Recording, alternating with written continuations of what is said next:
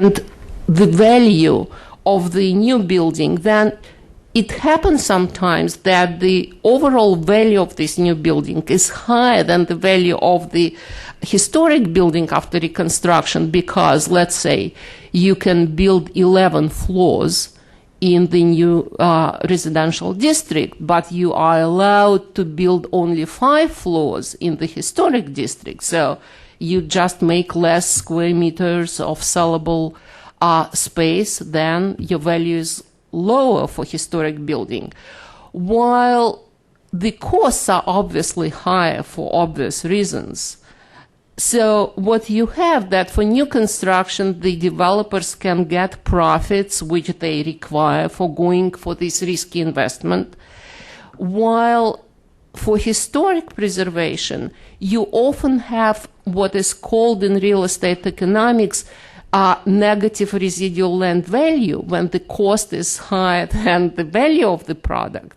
So, and this is why private investors alone cannot do this. This case, in fact, requires public subsidy, which was already mentioned in the first presentation. Let me give you a very simple example. My colleagues at the Urban Institute did some study in St. Petersburg in late 90s, and they did hypothetical scenarios, just calculations of how much this could cost and how much you can get back as an investor if you sell your product. And they used these are hypothetical examples, but based on real estate market numbers in St. Petersburg back then. So you can see in this example that rehabilitating a historic building would take 21 months, it's very optimistic, and $1,250 per square meter, while a new building would be made in 12 months, it's again optimistic, and for $550 per square meter. So the difference in cost is dramatic. Another example I had myself in Kazan, in Russia. This is an old historic city on Volga River, and I happened to be there for USAID-funded project. And at that moment, the mayor and the chief architect were puzzled why nobody was coming to their invitation when they cleared several blocks in downtown of Kazan and offered this land for private investment, for new construction, but with the idea of reproducing the urban patterns of 19th century there. And they put the 19th century limitation on land use, which was only permitting to build 2 floors. Well, nobody came. And it did not take long to show them the spreadsheet which demonstrated that the market demand for space in Kazan and prices offered by the market were not supporting this low density development, so nobody was interested. And again, it's how real estate markets and real estate economics work against historic preservation.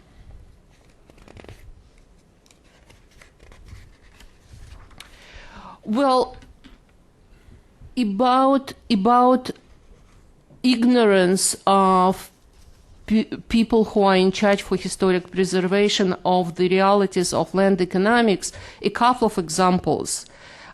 In St. Petersburg, it was a famous case in the very, very central place. It's on Isakievskaya Square. It's one of the main squares in the city, where a corner building, it's the corner of Malaya Morskaya and Voznesensky, it's the 18th century house was sitting vacant, falling down for 10 years because investors and historic preservationists were not able to come to terms because they requested to preserve not only the facade, but the floor plans of this house. Well, the investor needed a business center, and you can imagine that the floor plan of 18th century house and the contemporary office center are different, so you just cannot do this. And it took 10 years to resolve, and now it's reconstructed as a business center. And my previous case in Kazan is a different example of this conflict. Well, now going to my third and maybe the most important point about the challenge which these cities have. I want to give you these numbers to you because I think that they are striking and very telling. About the magnitude of the challenge. In St. Petersburg, if we look at the residential building stock alone, without non-residential buildings, we have about 12,000 buildings built before the revolution of 1917, and they're still in the city. About 2,500 were built in addition after the revolution, before the World War II, and about 7,000 of these pre-revolution buildings are located in central historic districts.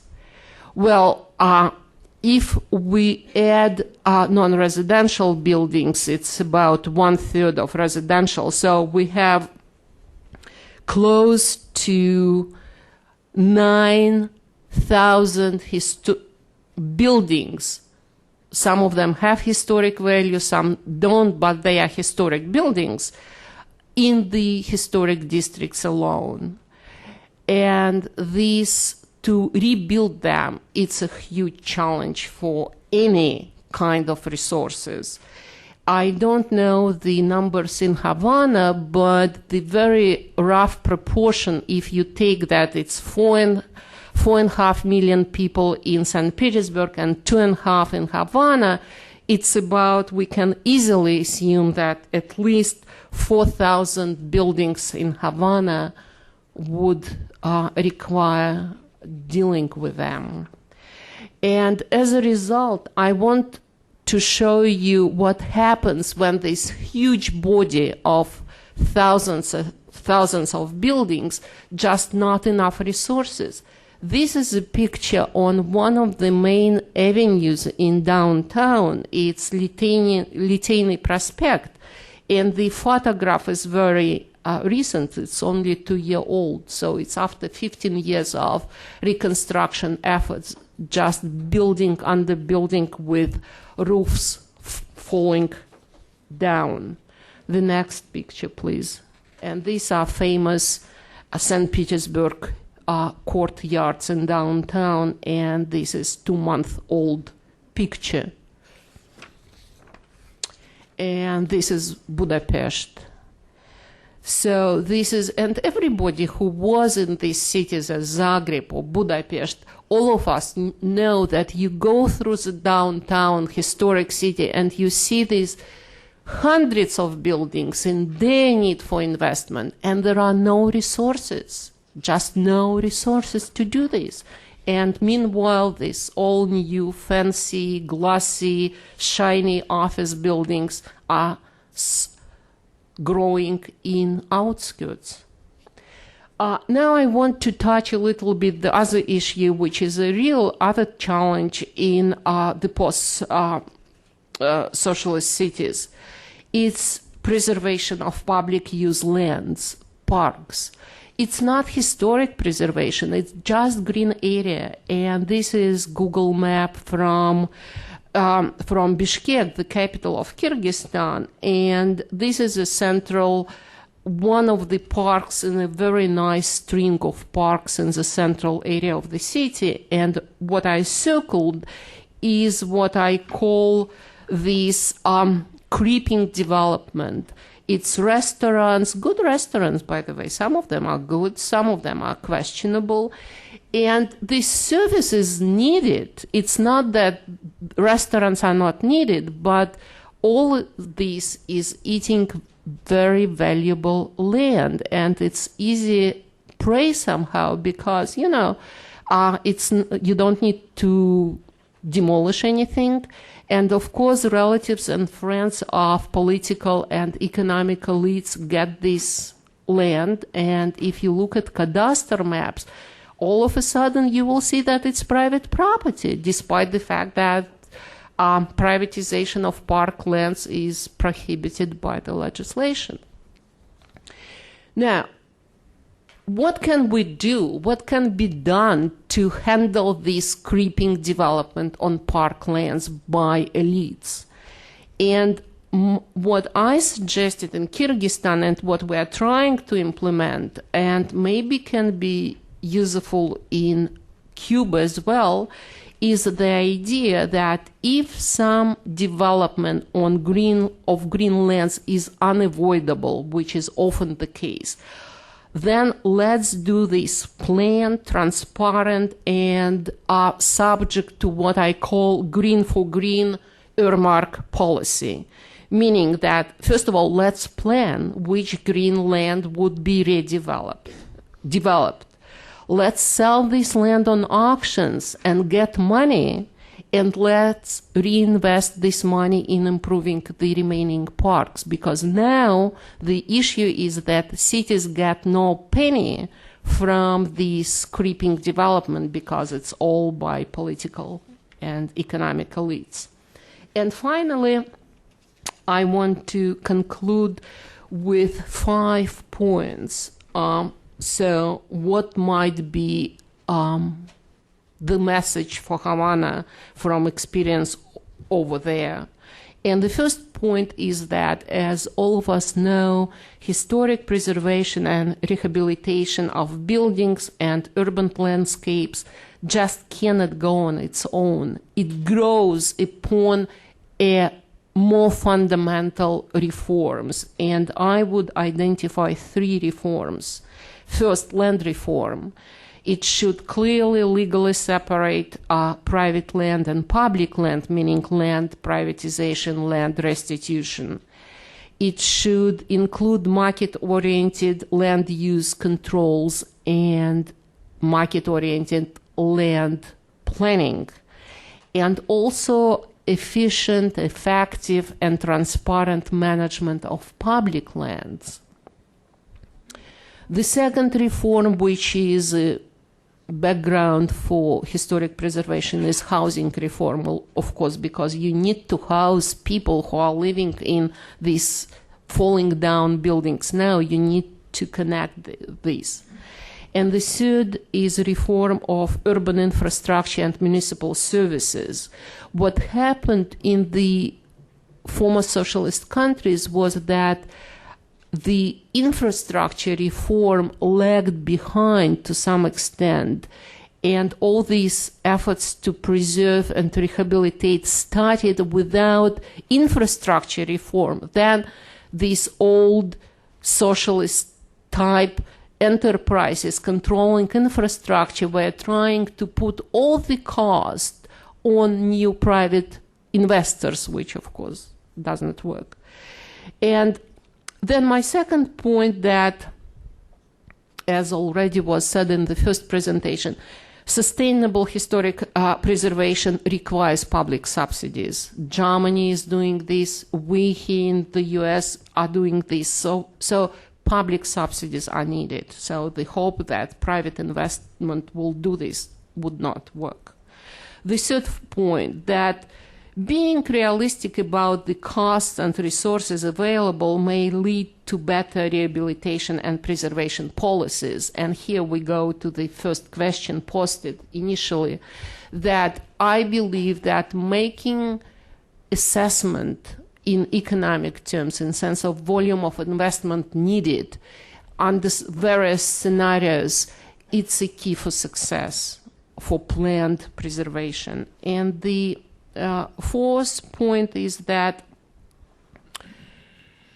it's good to be here in this city and talk about this, but we should not underestimate how uneducated people over there are about real estate markets and real estate economics. Officials in Cuba have to be trained on basics of land economics, especially people dealing with urban planning and historic preservation. They really don't know that you cannot assign the value to a building and tell, okay, the value of this building is 10 million, and we sell this building for 10 million, this is the value. They don't understand that. They don't define the values. The market defines. So it's critically important, and I'm talking from experience because we ran into these issues many times in many countries, and even basic training helps. And the fifth point, which is not on the screen, but which I want to add based on the previous presentations, is that one of the instruments which really could be deployed and should be deployed in Havana is public-private partnerships, the new generation of public-private partnerships as they are understood now internationally. And the US is not the best country to look at the prototypes because it's somewhat behind of Western Europe. So in Europe and European Union, there are a lot of experiences of public-private redevelopment and projects of large scale. Thank you.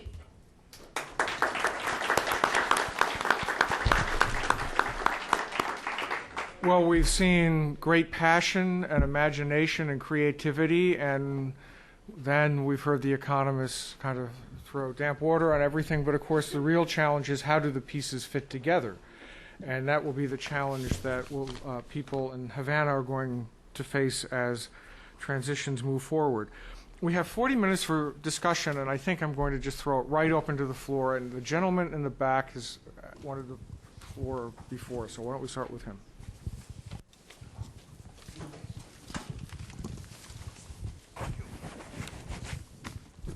Hello, Armando Linda with the Association for the Study of the Cuban Economy. I have three short questions, one for each of the panelists.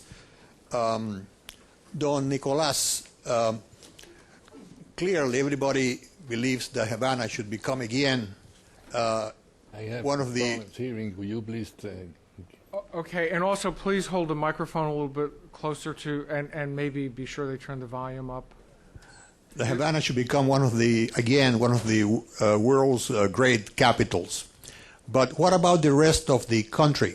If you turn Havana into a beautiful city, as we should, and you increase the share of population of Havana to a third of the island from perhaps 15% now over 50 years, won't that be a problem for the people that will have to govern the rest of the country? That's one question for you.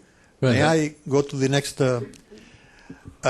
Olga, in most cities, there is a way of marrying the public interest and the private interest in real estate, which is to impose a sort of taxation on private developers. Here in Washington, for example, if you want to put up a large building, the city will ask you to do something else for the city someplace else. So perhaps maybe I wonder if you could comment whether that would be feasible in a country like Cuba or St. Petersburg.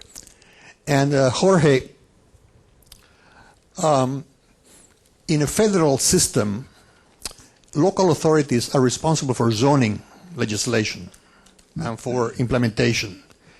Cuba doesn't have a federal system and should not have a federal system. So who is going to be responsible for the way that the city should develop, should grow?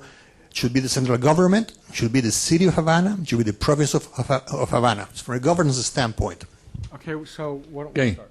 Yes, that's a very proper question. I totally agree. Havana has always been the paradigmatic city of Cuba. In other words, other cities in Cuba, and let me tell you, 85% of all the cities in Cuba are designed in a similar way than Havana was designed. I mean, grid systems, all that. We are not planning on capturing more population. We are simply planning right now what can be done to save Havana and to project it into the future. Those examples that we're going to give will be used in many other cities in Cuba, but it's a macro way of approaching it. Now we have to produce into the interior of the island the same type of activity that actually doesn't make the people travel to live in Havana. You know, in Havana is full of Palestinos today. That's the way they call them, which is people trying to get into Havana. You need a visa to live in Havana today. You need a visa if you're Cuban. And well, that's the product of the disaster of the situation. We feel that if we accentuate, and that isn't in the scope of these studies, the scope of these studies is centralized in Havana and centralize it in a project that could be a sort of an example of what to do in other places. But how you do that, that's a political issue that has to be handled by economists and politicians. In other words, incentive has to be created so that people will, I don't think people from Santiago de Cuba will want to live in Havana. I don't think people from Camagüey would like to live in Havana, but they would like to have an acceptable Camagüey to live in Camagüey. You know? So that's beyond the scope of our work. That's beyond. Okay, Olga. Well, it's a very good question, and the challenge here is that here in this country, development fees are imposed by the public authorities on the background of real estate, private real estate market establishing prices on land. In post-socialist countries, the challenge is that authorities often still have monopoly on land, especially on these historic buildings, and they impose these development fees, but the problem is that they are practically arbitrary and sometimes are so high that they kill any private investment. And finding this balance, and it takes, in Russia, took 20 years and it's still not there in many cities. And so it takes time. The answer to the question of which government will be in charge depends on which regime we can expect in the future. Assuming that we have a democratic system similar to what it was in Cuba before 1952, actually, in which there was an elected central government and an elected municipal government, in that type of scenario, I think that it will have to be how to allocate resources and manage the preservation, etc., will have to be a result of a negotiation between both forms of government. The central government definitely will have to take into account the needs of other cities. One of the problems that we haven't mentioned is that the Havana and many other cities in Cuba are in very poor condition. Their infrastructure is in very poor condition, so they will have to allocate funds and resources to restoring the infrastructure, for example. So people in Santiago de Cuba or in other smaller cities in the country might say, well, why spending so much money in preserving beautiful buildings in Havana while we don't have water? So there will be a number of dilemmas, but definitely some kind of a negotiation will be necessary. If, on the other hand, we end up with a kind of regime in which the government is very centralized and the municipal government is subservient to the central government, then the problem will be reduced from the point of view of some kind of negotiation, but still the central government will have a problem with the rest of the country. Formally or informally, I guess. Okay, this gentleman right here, then we'll come up here, and then to Efim. Yes, go ahead. My name is Enrique Pumar. I am a professor of sociology at Catholic University. I have two questions for Dr. Quintana. The first question is, how do you plan to connect the satellite cities to, like, for example, Boyeros, to the center city of Havana? How do you plan to connect the satellite cities to the central Oh, yeah. And can I ask a second question? The second question is that most of the plan that you presented to us deal with the center of Havana and with Vedado, which are the upper class neighborhoods in Havana.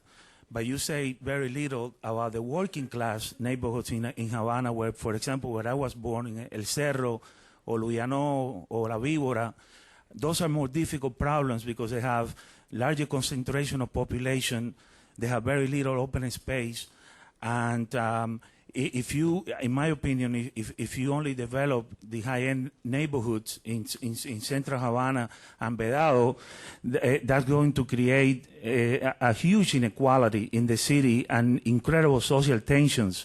So my second question is, how do you plan to resolve the problems of the working class neighborhoods in the city of Havana?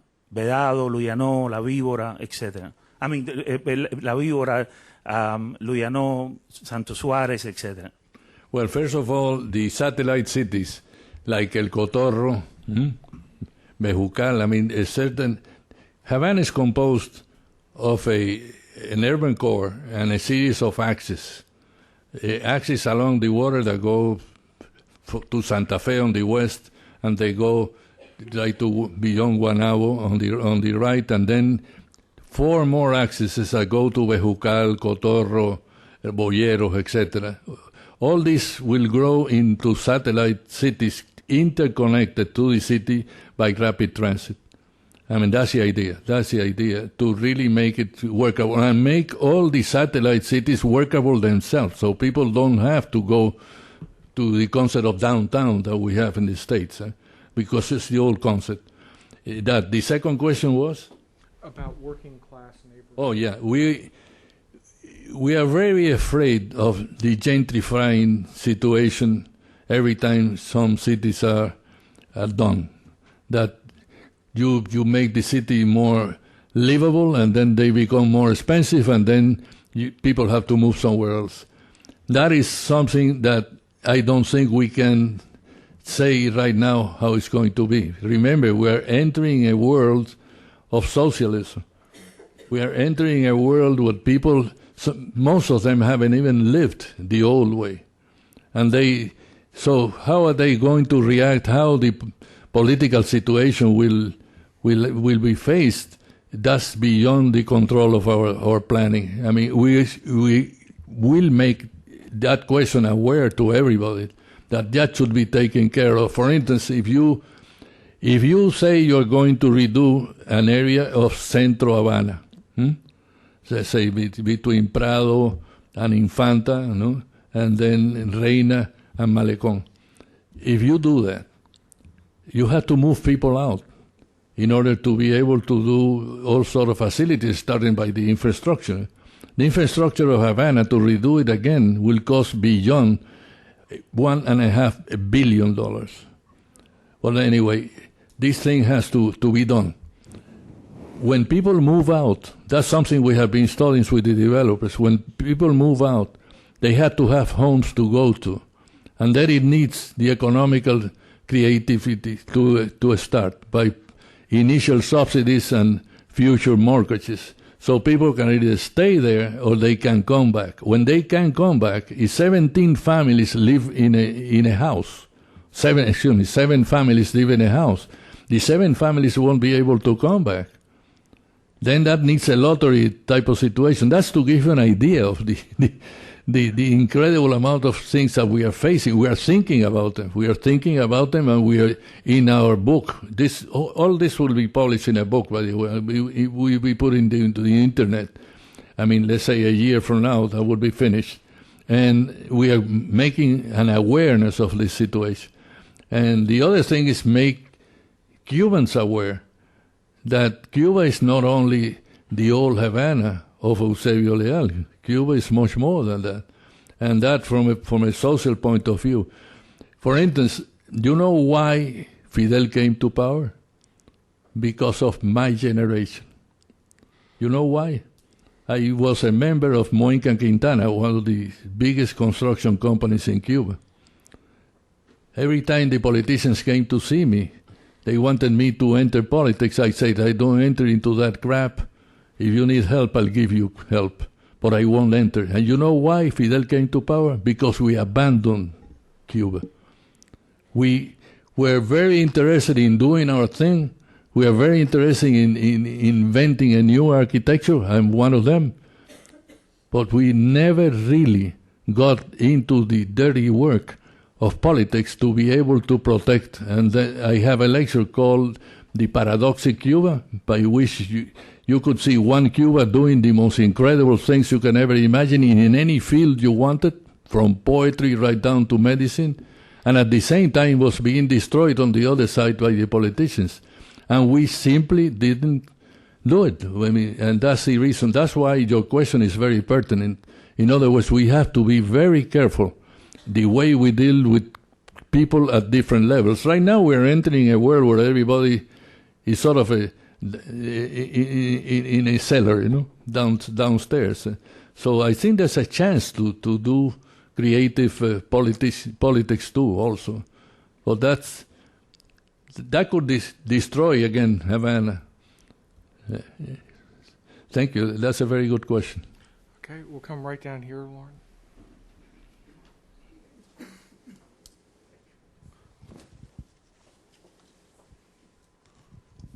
It appears that these two gentlemen who have given those excellent presentations are young people in disguise, because they have been so optimistic in their approach.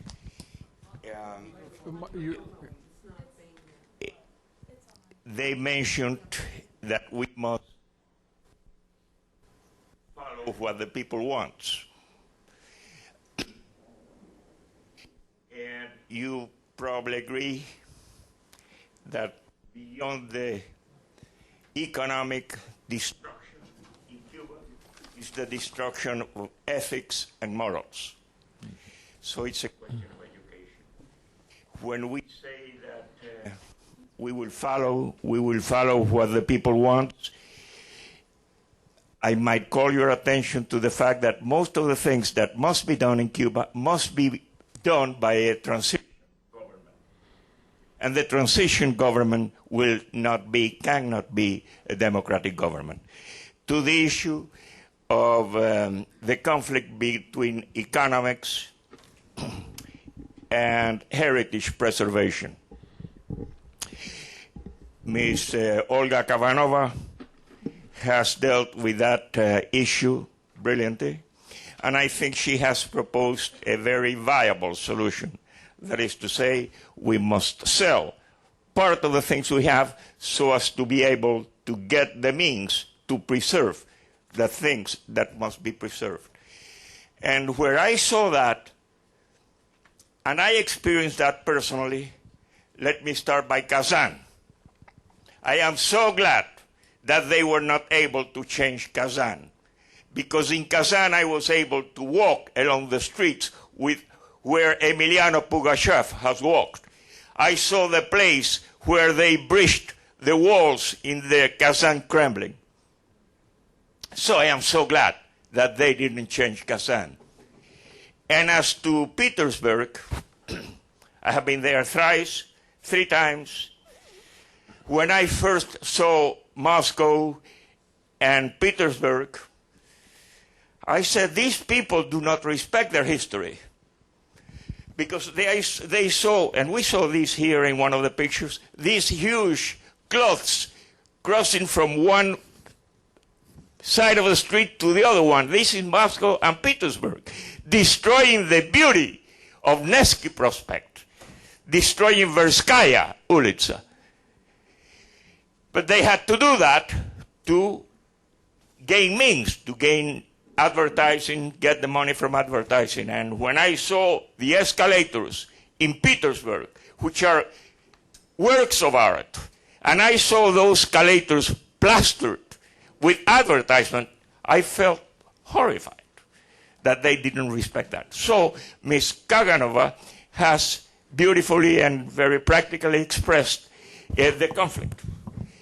And the main question here is the conflict between greed and ambition. Greed is short-sighted. Ambition is a long-range vision. We need ambitious people, investors in Cuba, people who really want to earn money, but this is a long-range project. And the profits would be immense throughout Cuba, as you were remarked, not only Havana, throughout Cuba. And also physically, let's remember all this.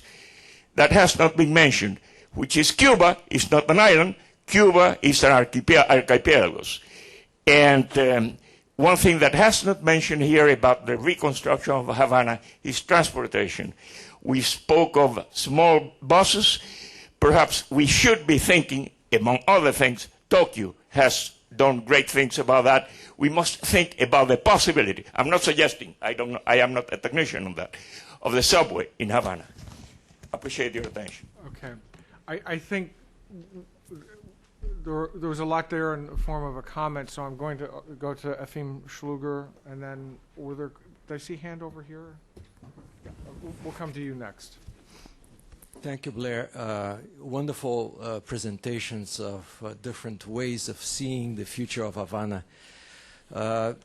As an urban designer and also working in preservation area for so many years, including a project in St. Petersburg where I had the opportunity to be in the team with Olga and with Blair, it seems that transitions are always very difficult.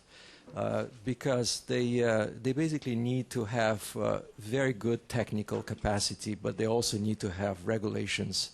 They need to have economics that could justify the new systems that we are discussing here. One thing that really didn't came very clear from this presentation is what would be the vision for Havana in terms of a strategy. A city like that cannot live only on tourism. It needs really to have a good economic base. What would be a strategic vision for Havana after this transition starts happening? The St. Petersburg transition was a very difficult one, and we worked many years there. It failed probably in many respects, as Olga pointed out, lack of regulations. Big interested investors came to the city, and they abandoned immediately after they learned that key money or the fees for New Holland heritage was placed at $10 million or $15 million. Of course, no one seriously could consider such prices because it would not be profitable to engage in such businesses.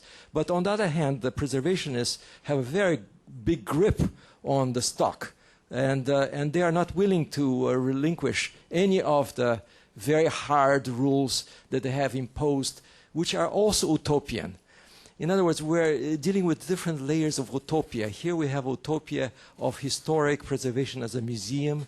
We have a utopia of new society with new economics, new economic policy. We have the utopia of equalitarian society that would emerge from a transition. So it's kind of difficult. And I appreciated the question of Professor of Sociology. What happens with the periphery? St. Petersburg has a huge periphery. The center, historic center, is only 800,000 people. But the rest of the population is 4 million people living in very bad conditions. So can you invest so much in the center and not to think about the 4 million that are living in terrible conditions in the Soviet-built housing that lack basic services? There's no shopping areas, schools are crumbling, etc. So the idea here is, can a strategy be conceived for a transition period that would reflect all of these concerns? How do you conceive a grand strategy which will include economic reorientation beyond something such as tourism for the future event? The stage we are right now, we still haven't gone into the type of studies. As a matter of fact, Jorge Sanguinetty will have to start working with me closely in many of these things. I think the strategy has to be established, actually, can you imagine what can happen if suddenly big money comes in and starts doing their own thing and destroying Havana? That would destroy Havana faster than it's being destroyed by the communists. So we have to be very careful with that. And I agree with right now what we're doing is creating a way of doing the future of the city, that you have to comply with pedestrian distances, that you have to comply with mixed uses, that you have to comply with certain things from a physical point of view. But now to get that together with the economics and the politics is what we still haven't done, and we have to do. At least give hints as to how to work. I mean, we can't play God. I mean, let's face it, Havana and its landscape won't be the solution for Cuba. That's ridiculous. It would be a way of envisioning what should be done to make that city as good as it was before, into a modern world. And that's all that we can establish. I mean, a lot of, let me tell you, I don't like to talk to that in public, but the connection that we have inside Cuba with the young people is beyond belief. I can say it here. I mean, they really trust what we are doing. The other day I received a beautiful email with a photograph. I don't know who sent it. It's from another embassy, which is an image of Calle Teniente Rey, dark, and then at the end, in light, is the Capitol building. And a note saying, at the end of every tunnel, there's a light. Follow what you're doing, and later on, we'll work together. Right now, we can't do anything. In other words, we can talk about change and acceptability of what we think shouldn't change. They can't. They can't talk about change. The minute they talk about change, they're in jail. As simple as that. Because the brothers Castro, that's the way they... And don't think that Havana will change with Raúl Castro. Don't even dream about that. Raúl is the same thing as the old guy. The same thing. I mean, they don't have imagination. They only want power. And we have to be very careful. I agree with you. We have to do all those things. I'm very glad that you keep remembering me, because remember, I'm an architect and I tend to go physical. Okay, and the ethics, I think, is very important also, to answer your question. And the ethics has to be rebuilt in Cuba. Because I tell you, if today one of my friends in Cuba, which is against that situation, if you give him a little bit more food and you give him some entertainment, he will stay the way he is. Because they have changed. They don't know the other thing. They don't know what it was. So, yeah, we have to reinstall into the Cubans the pride of being Cuban, and then I think we should win that war. I still have two people on the list, so we'll go here first, and then we'll come up here, and then we'll see if there's any final question. Hi, my name's Kara George. I'm here from Partners of the Americas. And my question, I guess mostly related to what you spoke about, Dr. Sanguinetty, is related to how to make targeting and reconstruction more equitable. So if the public funding is coming from taxation, which can be more easily provided from wealthier communities, how do you prioritize the needs of areas that need more reconstruction with people who may not be able to afford it?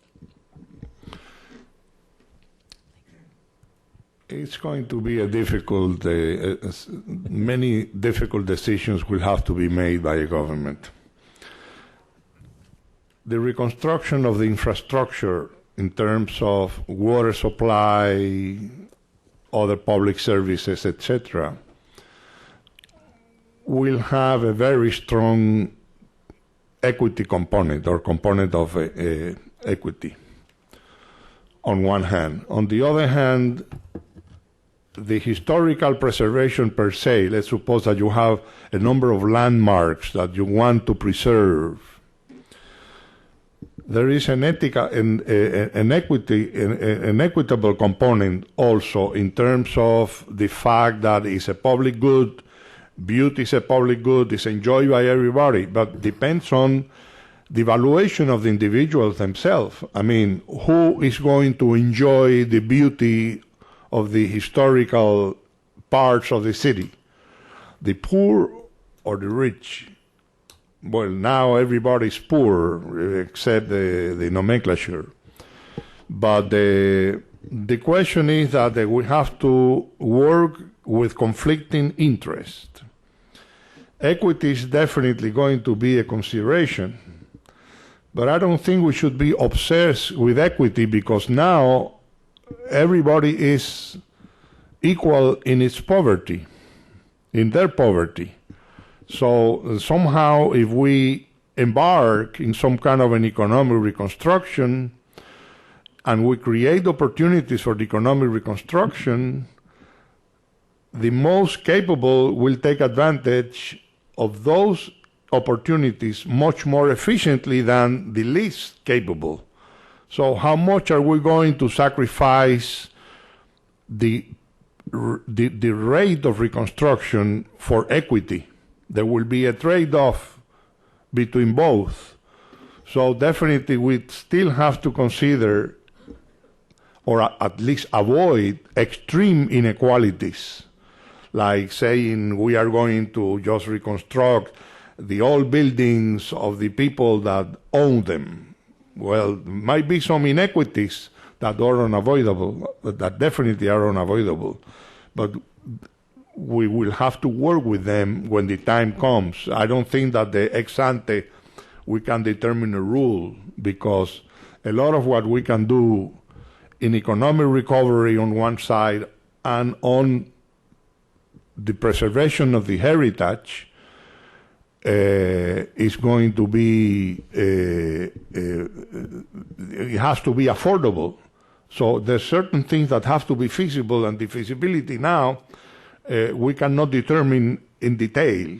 So there will be a number of surprises along the road. We can have a general principle, a general intention, a general vision, but we will have to work with those details later.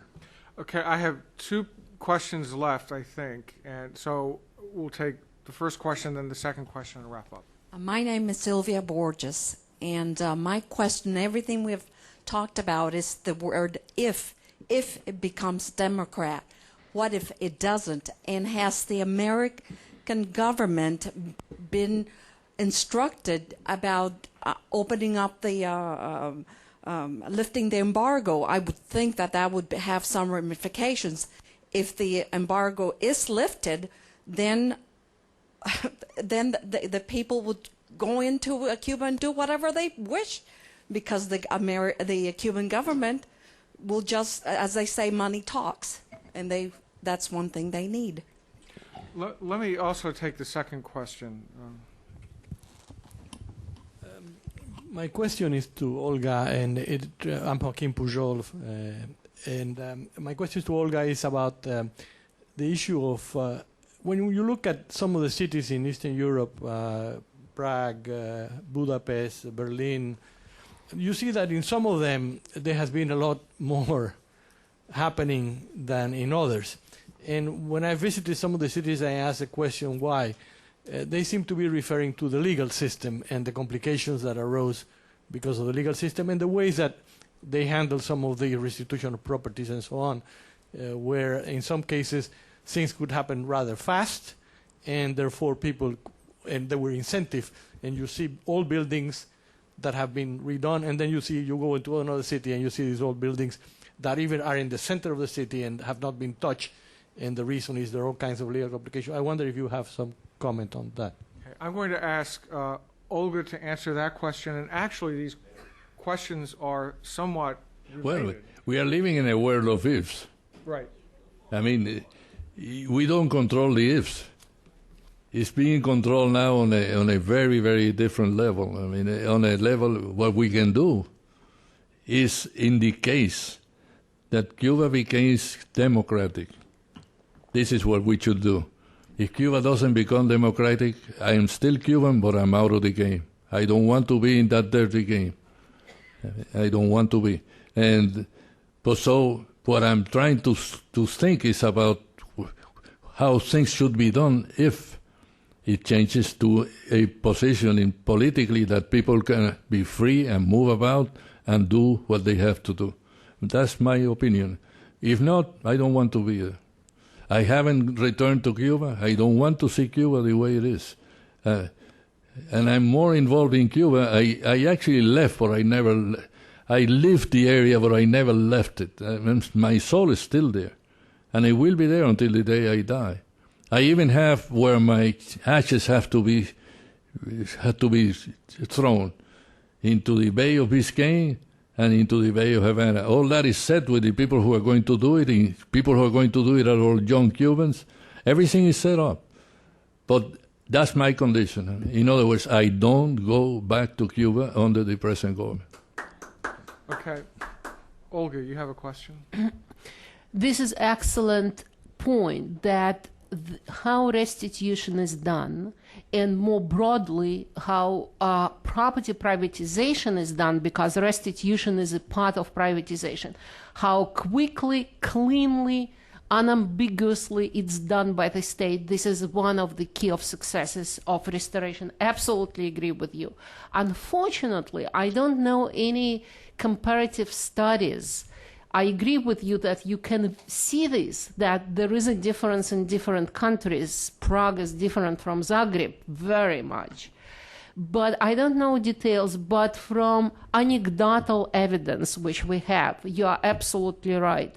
And there are myriads of small obstacles which governments in places as Russia create for private investors, and this works against. So the lesson for Cuba is do this quickly, decisively, cleanly, without additional obstacles. Don't play games.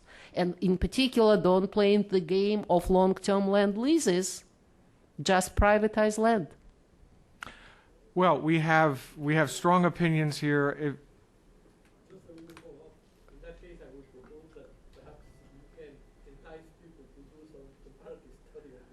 Well, this is actually, yeah, and there are many, many examples of how things can go wrong. The parks, I was just in Kiev where the mayor has turned over the most beautiful park in the city to his buddies to build office towers. There are lots and lots of lessons for what can go wrong, but I think one way in which Cuba has an advantage is it has this gentleman here thinking about it. And I don't think there were really this level of comprehensive thought about what would happen to future Soviet cities before the Soviet Union collapsed, and whether or not your plan, if 50 years ago people look back and say, well, this was just a plan, nothing happened, it will still have done something, because discussions like this begin to get... No, if we don't take care of the ifs, if the ifs happen, then we won't be prepared for them.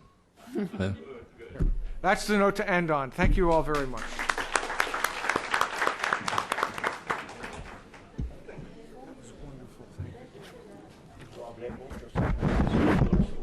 Ah, sí, no me diga. Thank you. ¿Eh?